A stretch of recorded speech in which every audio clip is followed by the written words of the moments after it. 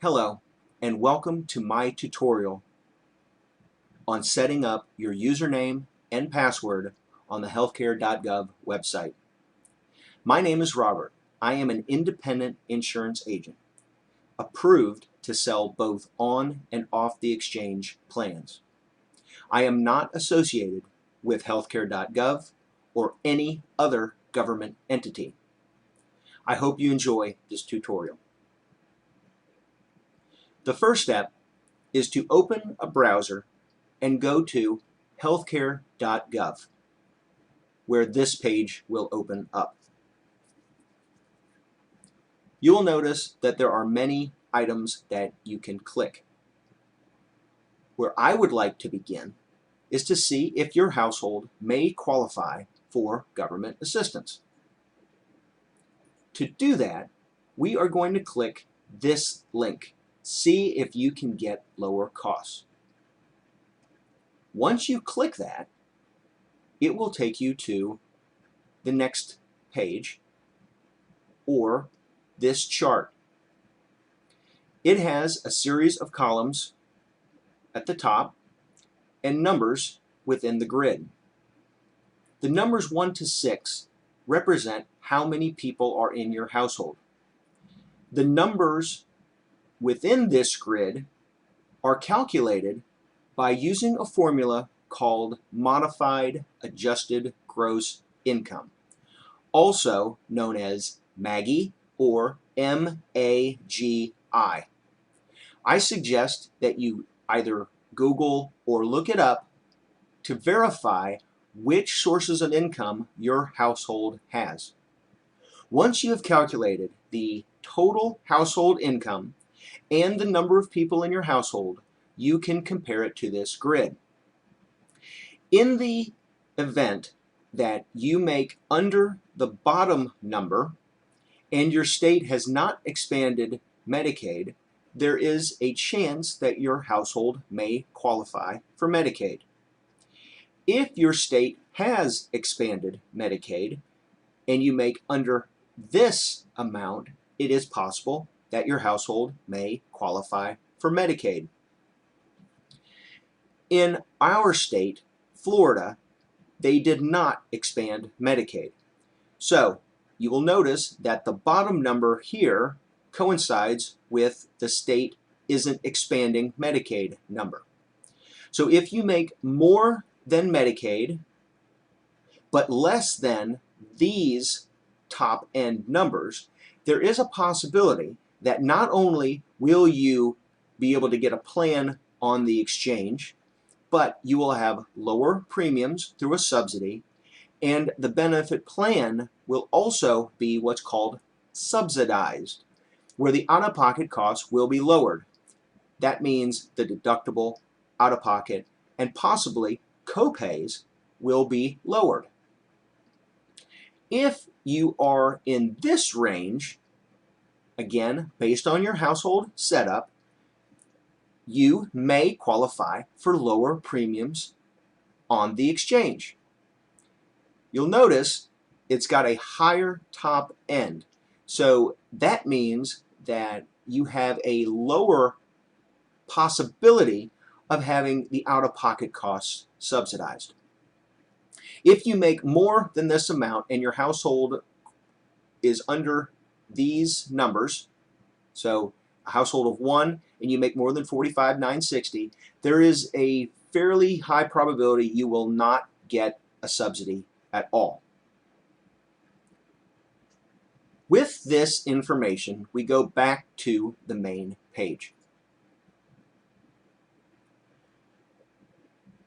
We are going to go under the assumption that you do not qualify for Medicaid and you either qualify for the subsidy and you want to see what your premium will be after the subsidy and what the plan will do, whether you will see a increase in benefits, meaning lower out-of-pocket costs, or you will not qualify for any subsidy and you still are interested in on the exchange plans.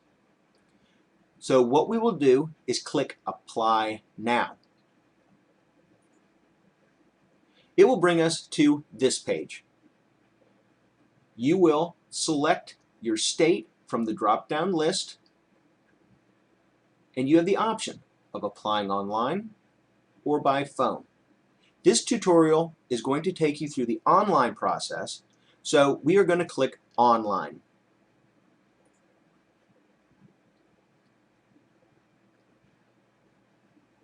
It will bring you to this page. You will notice that it asks for name, state, email address. You should also notice that middle is optional and suffix is optional. Everything else is mandatory. So you must put in your first name, last name, the state you live in, and an email address. It's up to you if you put in the middle and suffix. If you either do not have an email address or you do not want to use one that you currently have, there is an option to set up one for free through Gmail, Outlook, Yahoo, or AOL. You can follow the links on this page and it will take you there. Then you create your email address, you will put it here and confirm. Once you have all of this information entered, you have the option of getting news and updates sent to this email address. Again, optional. Once you've done this page, click Next, and you will go to this page. You will create a username and a password. The username has instructions below. It must be at least 6 characters, and it can include upper and lowercase letters. Keep in mind, both username and passwords are case sensitive, so make note. But username must include either at least one number or at least one of these symbols. You've got the underline or the dash, the @ symbol, or the /. Once you get your username selected, then you must select a password. The password has a few more directions. It must be at least 8, but no more than 20 characters. It must include one upper. It must include one lower case and one number. They are case sensitive. You can, but it is not mandatory, to use symbols, but you cannot use these. You will notice the ones that are not included here are underline, @ and dash. I suggest using one of those 3 and not using the / because, as you can see here, it is not allowed. Once you determine your password, you will then confirm it by typing it in again. The website will verify that they match. If they match, then I want you to make note of your username and password, the upper and lowercase letters, the numbers, and the symbols. Make sure they are all noted. You can either write them on a piece of paper that you will store or save them in a document that you will save on your computer. Then click Next.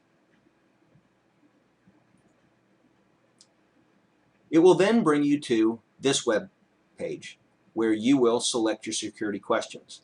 You will have to select 3 of these questions and type an answer to coincide with these questions.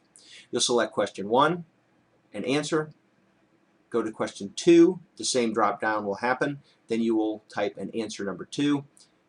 Finally, number 3, you select a question and type your answer. I also suggest you writing these questions and the answers along with your username and password. You are going to keep it in a safe spot. Make sure that it is. Again, if you have a computer, you can also save it in a document on your computer to reference later. Once you have noted all of this information, then you will click Create Account.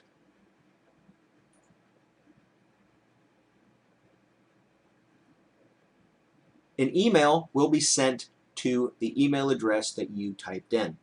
You must go to that email account, look for the email that has a link to verify your email address, click that, and it will bring you to this success page.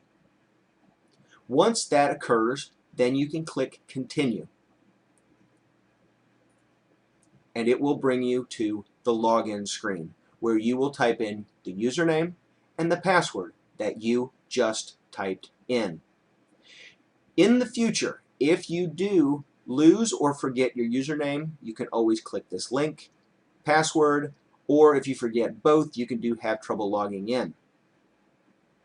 This concludes the tutorial on setting up your username and password for the healthcare.gov website. Please proceed to tutorial number 2, entering your information into the healthcare.gov website.